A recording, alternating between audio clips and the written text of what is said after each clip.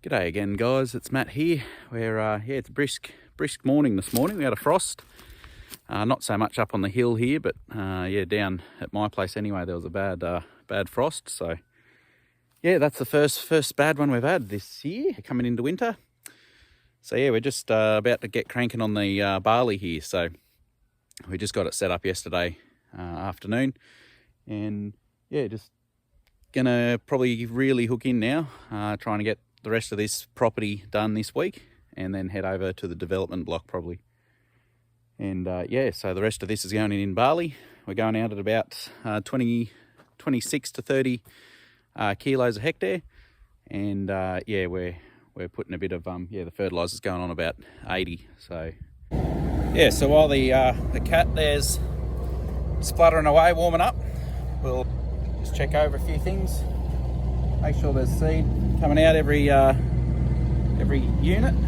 So you can see here, got a bit at the bottom of each one. So yeah, we just walk around under the machine, check them all out, make sure that's all working.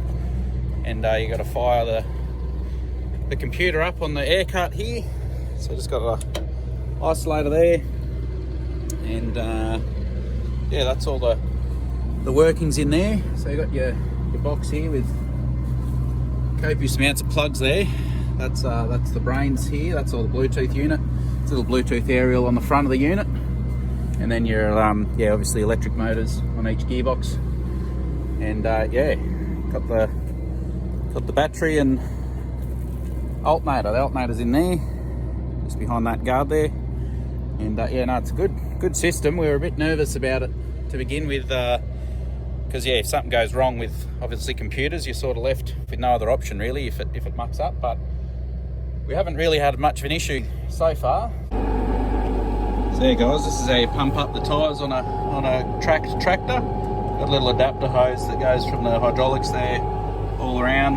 Brad's just plugging it in there, and we just go. See, the right one should be creeping up.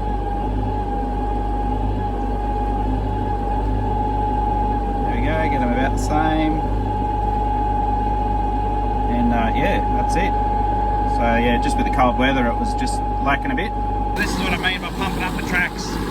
That's a little valve there, so we hook it into the hydraulics at the back, and it pushes out this ram here, and that's how you tighten up the tracks.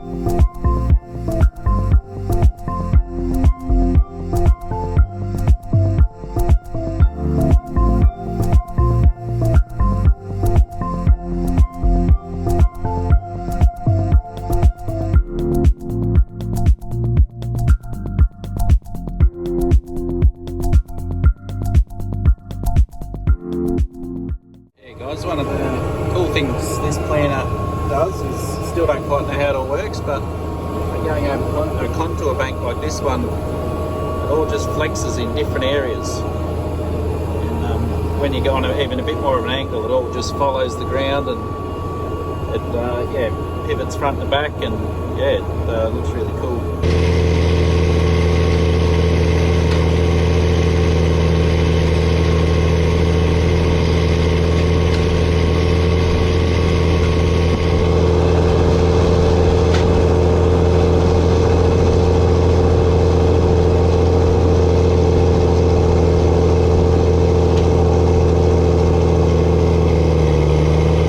So just in a bit of linseed stubble here where we're planting this barley into. It's only a little paddock we got to go, but you can see why they make rope out of this stuff.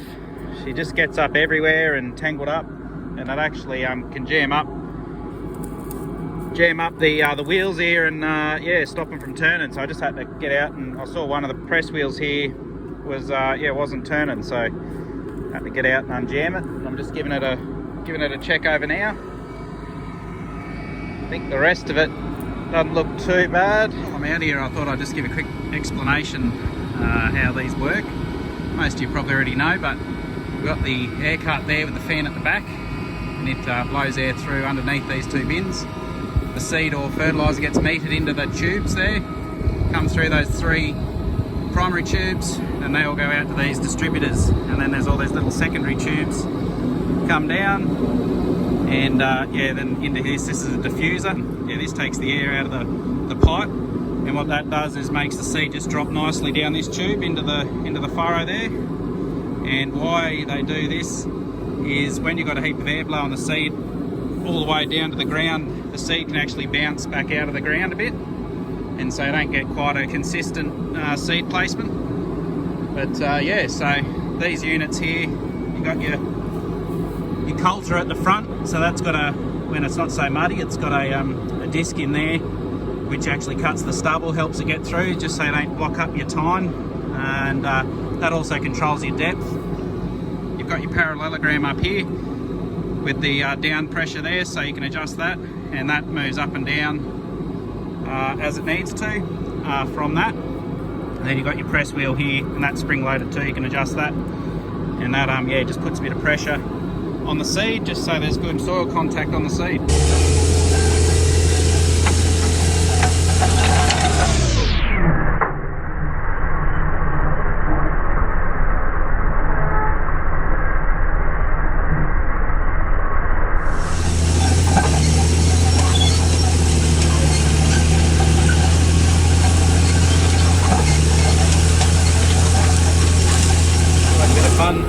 Got a couple of machines in the same paddock, but we've got Brad over there on the sprayer. He's just going ahead of the planter, and yeah, the purpose of that is once the crop comes up, you can't really spray, or you're limited with what chemicals you can use to spray it. Just come in to top up with fertiliser here in the paddock. I just thought I'd give a brief explanation of these trucks. These trucks are Australian made. We call them ACCOs, ACCO, that stands for Australian Constructed Cabover. So International actually built them, but yeah, they're all made in Australia here. So we've got two of them. This one here's got the GM diesel, two-stroke diesel in it. It's probably early 80s model, and that one's early 90s, I think.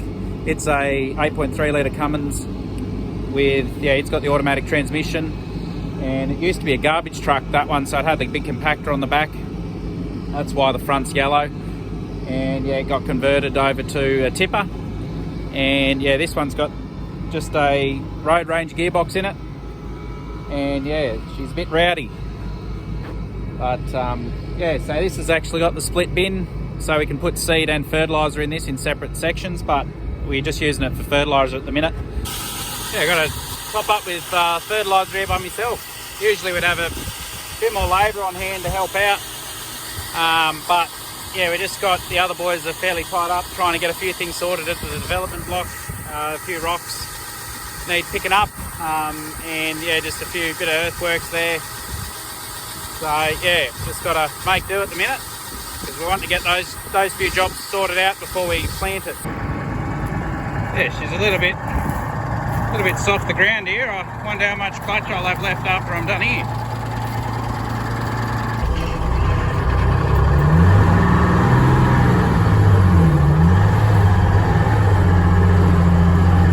You got to rev the ringer out of these things to get them to go. Yeah guys, we're finished this paddock, so this is it for this property. We're just going to take her up to the hill and change her over to wheat.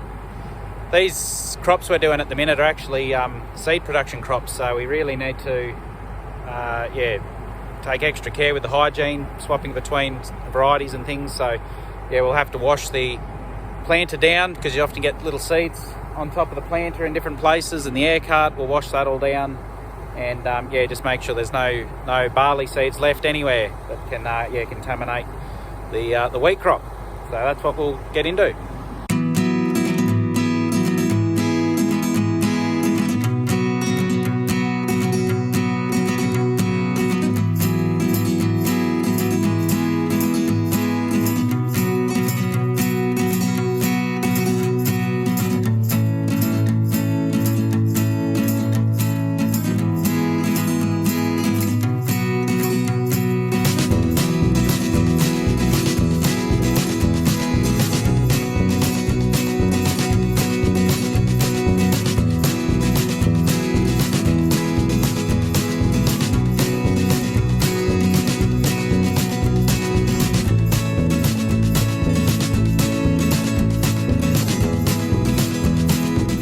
yeah, guys, just for those who are interested, these are the filters out of the D11, the oil filters. And yeah, what we do is we actually cut them open. You can see, yeah, cut the sides out, get the knife in there and take a section of the this pleated material here, which is actually the filter.